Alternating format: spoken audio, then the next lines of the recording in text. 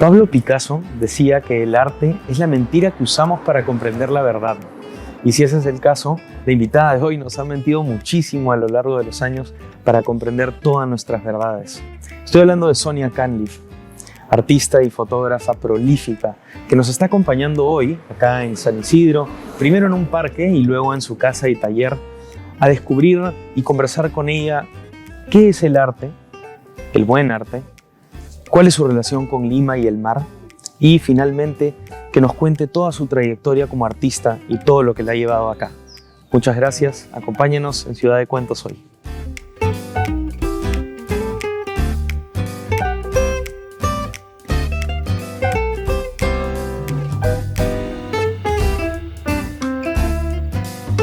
Bueno, cuéntanos un poquito de los proyectos que han salido hace poco, que tienes en el horizonte. A corto plazo. A corto plazo. Bueno, ahorita el miércoles que viene, el miércoles 24 de julio, estoy presentando una muestra fotográfica, Las monjas y la mar.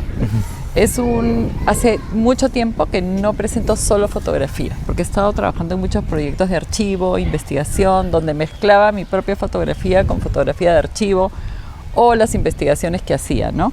Pero no, es una mañana muy espontánea, siguiendo un grupo de monjas que caminaban a la orilla del mar al sur de Lima, con unos hábitos del día a día, unos hábitos de faena, o sea, no puedes reconocerlas por cómo están vestidas.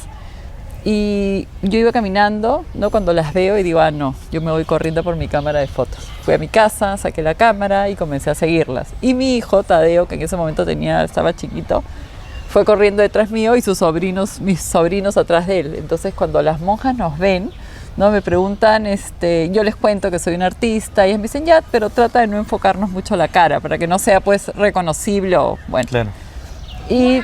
Pero ven a los niños y esta vocación de amor y de servicio al otro me llamó mucho la atención porque inmediatamente los acogieron, comenzaron a hacer carreras. Los niños se metían al mar, ellas atrás cuidándolos. Fue una cosa muy bonita, muy espontánea y muy de amor al otro, ¿no? Eso me pareció increíble. Pero las fotos muestran también esta idea del disfrute, del goce de la naturaleza, de cómo nos igualamos todos tocando la arena y el mar, ¿no? El mar que justamente decías que es tu relación a Lima, ¿no? Yo realmente en el verano camino todos los días descalza por la arena porque me parece un momento mágico, ¿no? Tocar la arena y que las olas del mar toquen tus pies. Entonces creo que hasta una especie de terapia. Entonces ver a esas monjitas disfrutando de eso en ese ambiente inusual, porque generalmente no ves monjas a la orilla del mar, creo que me llamó mucho la atención y me gustó mucho haber podido fotografiar eso en una mañana neblinosa. Entonces ves como que las monjas van apareciendo dentro de esa neblina, ¿no? Sí. Y el próximo proyecto es el lanzamiento de mi segundo libro, El tropiezo del sol, que debe salir en septiembre. Y luego voy para la Bienal de La Habana con un proyecto que se llama Operación Peter Pan, ¿no? Para el cual estoy desarrollando o recuperando la memoria del cine móvil, que fue un cine que se utilizó mucho en Cuba después de la Revolución. Eran unos camiones que venían de Rusia, donde implementaron unas maquinarias y la idea era llevar a todos los pueblos pobres cine, ¿no? Y con una programación la verdad que una programación que te sorprende. Pero eso ya quedó en el olvido después de la Guerra Fría y hace 47 años que no se usaban. Pero descubrí en internet el último camioncito, el último chofer y bueno, para hacer el cuento corto, ya lo estamos recuperando, ya empezó a trabajar, ya empezó a llevar cine a los lugares también más olvidados. Y en la Bienal de La Habana voy a usar ese camioncito para poner la película Peter Pan dentro. Buenísimo, qué interesante. Sí. Interesante porque el arte puede ser eso, ¿no? Transformador, recuperador de memorias.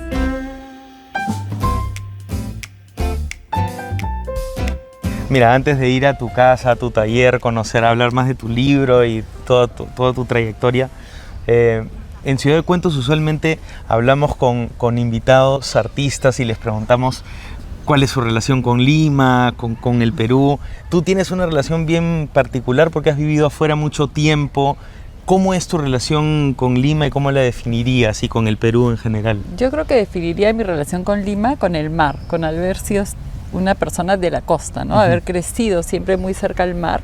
Y algo que he extrañado cuando he vivido afuera es justamente eso, porque me tocó vivir como en ciudades capitales que ninguna era al lado del mar.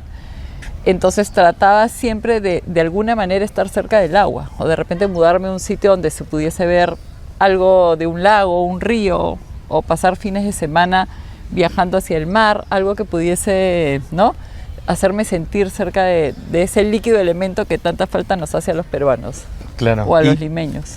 Pero no creciste en Lima, sino en Paramonga, ¿es cierto? Sí, Paramonga también está al lado del mar. Al ladito del mar, claro. Inclusive muchos de nuestros juegos era ir corriendo a la playa, o si nos queríamos escapar, porque obviamente no teníamos permiso para ir solos hasta la playa, correr por esta zona que era como una especie de desierto hasta llegar, o plantaciones de caña, pero también había un terreno muy grande, totalmente desolado, ¿no? Y ya corríamos hasta la playa, sí. ¿Y a Lima cuándo se mudaron?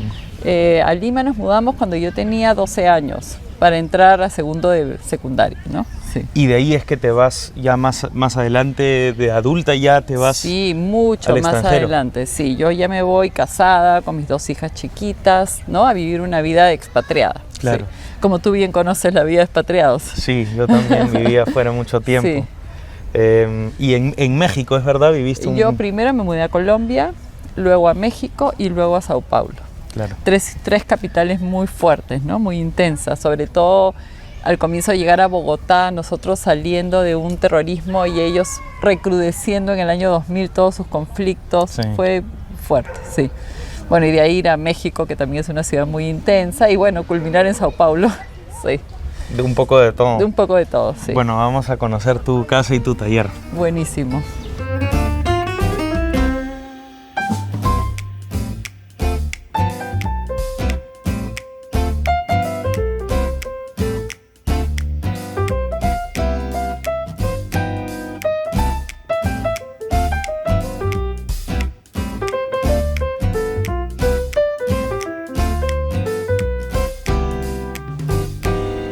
Bueno, Sonia, estamos ya acá en tu maravilloso taller, que es la historia de tu obra prácticamente, sí. Todas en el mismo lugar.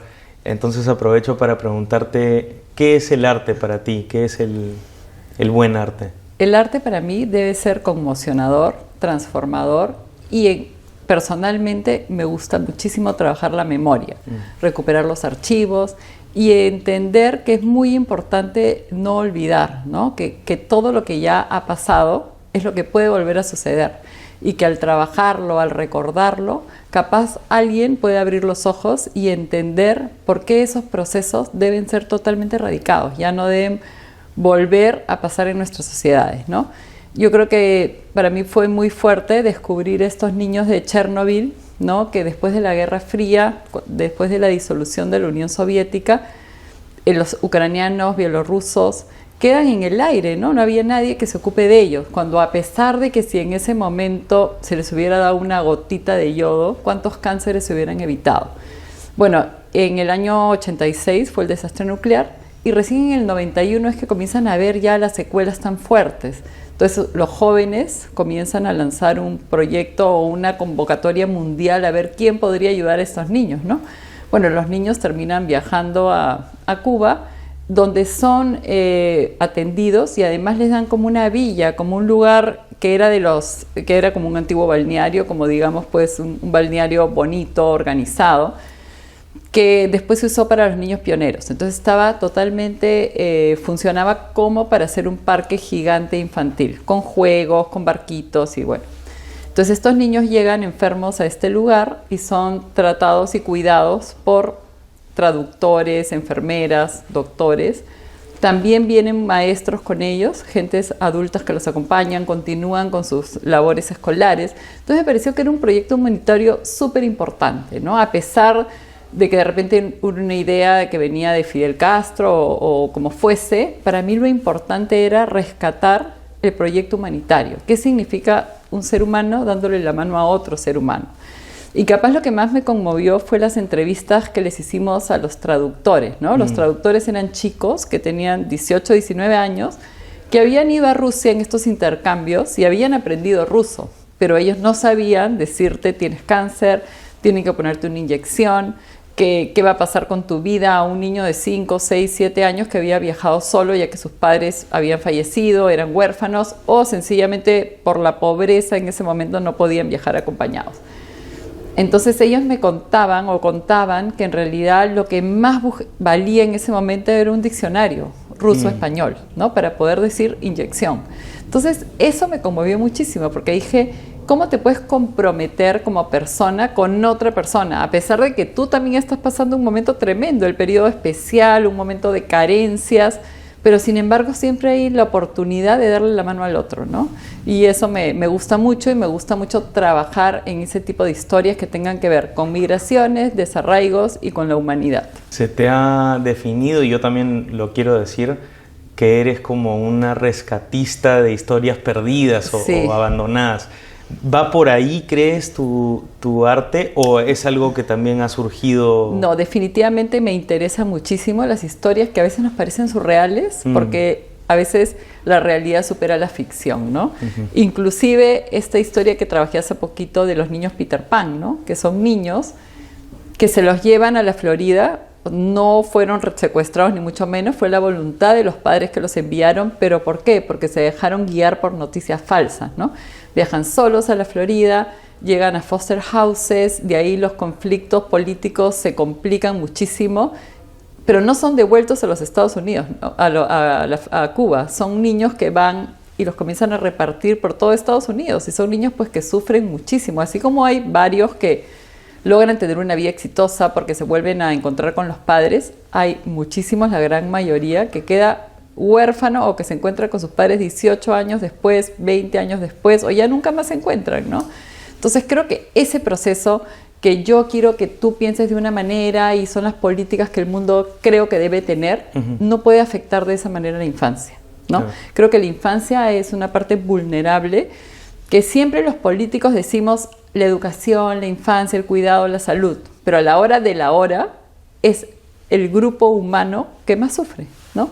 Sí. Entonces, ahorita lo vemos en Ucrania, ¿no? En los niños ucranianos que están en Rusia, o la trata de personas, que muchas veces son niños chiquititos. Ahora estoy siguiendo un caso en Argentina, en Corrientes, del niño Loan, que ha desaparecido y que la gente piensa que lo han cruzado a Paraguay, ¿no? Como trata de blancas. Ahorita es una revolución, todo el mundo habla de eso, pero ¿cuánto tiempo van a hablar de eso? ¿Y cuántos niños más van a desaparecer, ¿no? Entonces creo que el cuidado en la infancia realmente no llega a ser como te lo ofrecen. Hablando de la infancia también, tu libro, tu colección de cuentos también fue de tu infancia, y hay es este elemento recurrente en tu arte, la infancia. ¿De dónde crees que viene? Porque también entiendo que eras profesora infantil. De ahí. Yo creo que viene de que fui profesora de nido y mi primera formación fue ser maestra, ¿no? Claro. Y siempre tenía esa vocación, me fascina, o sea, nunca dudé que quería ser profesora y de nido. Nunca pensé en ser profesora de primaria ni secundaria, ni mucho menos. Siempre quise ser maestra infantil, maestra jardinera, como se decía antes, ¿no? Entonces creo que de ahí me trasladé al arte, pero siempre mi corazón se quedó, mi interés se quedó en eso, ¿no? En la infancia, sí. Claro. Nos has contado ya un poco de la exposición que ya está pasando ahorita cuando salga este video, de las monjas y la mar. Sí. Pero utilizas mucho el blanco y negro en esa, y nos separa del plano de su realidad. ¿Por qué elegiste el blanco y negro y por qué? Porque entiendo que fue algo como espontáneo, ¿no? Sí, fue muy espontáneo, fue una mañana caminando, pero yo uso el blanco y negro para volverlo temporal, porque a mí lo que me interesa es que las personas cuando vean esas fotos se olviden del tiempo, se olviden del año, se olviden de la congregación. Sencillamente son mujeres que están al servicio de Dios y de los demás, pero que también son como nosotras, ¿no? Como cualquier otra mujer, disfrutando de un momento del mar, de sentir la arena, de sentir el agua. Es algo que nos universaliza. ¿Quién no goza de ese momento y de ese espacio, ¿no? Y algo que me interesa mucho es justamente eso, que sea universal y atemporal. Por eso elegí el blanco y negro, ¿no? Claro. Y bueno, allá pasando un poco más a tu etapa ya de escritora, que es creo que el más reciente, digamos. El más reciente. ¿Siempre supiste que querías escribir, o era algo que surgió por algo que te conmocionó, que una... Realmente yo nunca pensé en escribir, ¿no? Siempre me ha gustado mucho la literatura, vengo de una familia que se ha leído mucho cuando éramos niños, tengo hermanas lectoras, muy grandes lectoras, pero no estaba en mi imaginario escribir. Pero sí estaba en mi imaginario hacer videos y hacer guiones para esos videos. Entonces dije, bueno, yo no sé escribir, ¿no? Mejor me meto a un curso de escritura y veo que Juan Manuel Robles, que es un escritor que a mí me gusta muchísimo realmente y que inclusive yo he trabajado con él algunos de mis temas de arte, porque le pedí que colabore conmigo en un proyecto que hice para una bienal en Bolivia y fue fantástico. La verdad es que coincidimos en muchas cosas, en muchos pensamientos y entonces me metí al curso de Juan Manuel. Y en ese curso tú tenías que escribir un cuento, ¿no? Y a mí realmente me tocó así casi al final, cuando ya acababa el curso, leer mi cuento. Y para mi sorpresa, dentro del curso estaba el editor de Planeta y también había un editor de Bolivia. Entonces tú tenías que leer tu cuento y te apagan tu micrófono. O sea, y todas las personas opinan sobre lo que tú has leído. Entonces, es increíble porque cómo somos las personas, ¿no? Siempre vas a querer defender lo tuyo. Entonces, pero como estás mudo, solamente te toca escuchar. Y bueno, yo fui escuchando así con temor, decía, ¿qué van a decir de mi cuento, Dios mío? Pero fue súper bien, inclusive terminó y Víctor me propone, el editor de Planeta, hacer un libro, porque le había interesado mucho el cuento. Y dije, bueno, yo creo que no.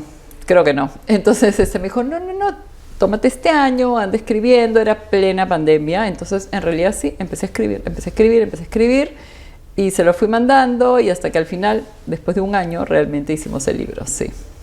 O sea que fue una experiencia muy espontánea también, sí. Claro, sin mayor ambición, ¿no? Sí. O sea, por eso es que creo que también mi escritura es súper honesta, porque no tengo esa educación que capaz me limitaría, ¿no? En ese sentido, sí. Sí, se nota en tu libro como una pasión o una ilusión por no solo las palabras, pero también estas memorias, sí. Esta imagen. Yo creo que es muy cinematográfico o fotográfico, sí. Porque sencillamente mi ojo es de fotógrafa. Claro. Entonces realmente al final, a la hora de describir y todas estas cosas, yo creo que va por ahí también, ¿no? Sí. Bueno, buenísimo. Creo que ya se nos acaba el tiempo, entonces nos estamos despidiendo, pero en un ratito voy a pedir que nos enseñes un poco de lo que hay en este taller, algunas piezas que te gustan. Claro que sí. Pero bueno, muchísimas gracias, Sonia, por estar con nosotros en Ciudad de Cuentos hoy. Todos, muchas gracias por vernos. Soy Marcelo Araña con Perú 21. Gracias, Sonia. No, feliz. Me siento muy honrada y muy contenta de poder participar de este proyecto.